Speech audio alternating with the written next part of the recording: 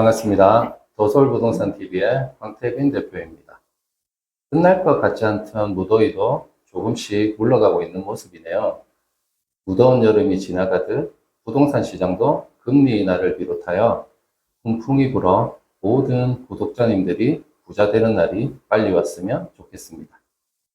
대표님, 많은 분들이 상가 건물에 관심을 가지고 있고 투자를 하고 싶어 하지만 처음 시작하는 분들은 막상 어떻게 시작을 할지 또 어떤 부분을 신경 써야 할지 이게 맞는 건가 하는 약간 막연한 생각들을 가지고 있으신데 첫 투자를 생각하시는 분들께 해드릴 이야기가 있으신가요? 네. 우선 꼬마 빌딩에 투자를 생각하고 있으신 분들 대부분이 지금까지 해오셨던 여러 가지 투자의 종착역 같은 생각으로 문의를 많이 주시는 만큼 다른 투자들에 비해 초기 자본금이 많이 들어가는 종목이라 신중해질 수밖에 없는데, 저는 제일 중요한 게 생각보다 자본금 대비 보수적으로 생각하시는 게 중요하다고 봅니다. 내가 어느 정도 자본금이 준비된 상황에서 상가 건물 매수 시장에 들어와서 사고 싶은 상권의 조사와 저희 같은 중개사들을 만나서 이런저런 물건들을 보다 보면 처음 생각했던 규모와 예산으로 생각했던 건물들보다 규모가 큰 건물들이 갈수록 눈에 들어오기 마련입니다. 그러다 주위에서 레버리지 효과를 이야기를 하고, 그런 이야기를 듣다 보면 계산을 하면서 각종 비용을 제외하더라도 내 투자금 대비 이 정도 수익률이 나오니 괜찮을 것 같다는 생각을 하면서 애초에 계획했던 전체 투자금보다 오바된 건물을 매입하시는 경우가 제법 있습니다. 제가 실제 건물을 운영해보고 현장 일을 하다 주위의 경우를 보면서 느낀 건, 이런 무리한 투자는 예상하지 못한 외부의 충격에 버티지를 못합니다. 가까운 예를 들면 코로나 시기에 은행에서 거의 공짜로 빌리 듯한 이자율에서 다른 약간 올랐을 때 이자율까지 생각을 하시고 운용을 하셨지만, 근래 들어 충격적이기까지 오른 이자율을 방어 못 하시고 매수가 대비 약간 낮은 금액에 재매도를 하시는 경우도 있었고, 어느 정도 방어를 하고 있으셨지만 갑자기 생긴 공실과 예상하지 못한 건물의 수송 비용 등이 발생해서 한동안 힘들어 하시는 모습도 보았습니다.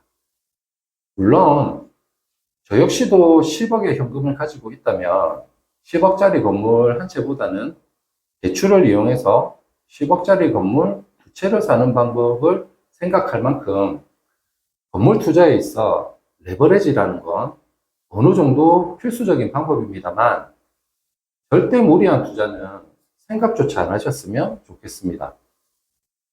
실례로 고생해서 평생을 힘들게 번 돈으로 경제적으로 이제는 약간 편하게 살기 위해 건물 투자를 하셨는데, 그게 큰 짐으로 다가와서는 안 되겠죠.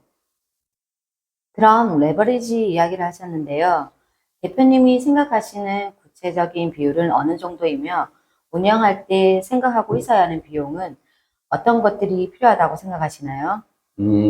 일단 사업 소득이 전체 이자 비용을 감당하고도 남는 고소득자분들은 제외하고요. 보편적인 상황에서 말씀을 드리면 저는 전체 투자 금액의 50%는 넘지 않아야 한다고 생각을 합니다. 현장에 있다 보면 생각보다 많은 분들이 대출 7, 80%를 아무렇지 않게 생각하시고 투자금 대비 수익만 생각을 하시는데, 제 입장에서 보면 너무나 위험한 투자법이라는 생각을 지울 수가 없습니다.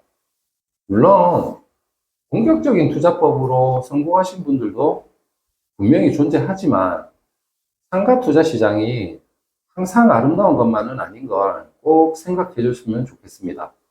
또한 주식이나 채권, 외환 등의 투자와는 다르게 부동산은 환급성이 많이 느린 시장이라 한번 기울기 시작했다고 내가 원하는 시점에 손해를 보고 나올 수가 없는 시장이라는 거 꼭 생각하시고, 첫 번째도 두 번째도 항상 방어적으로 투자를 진행하셨으면 좋겠습니다.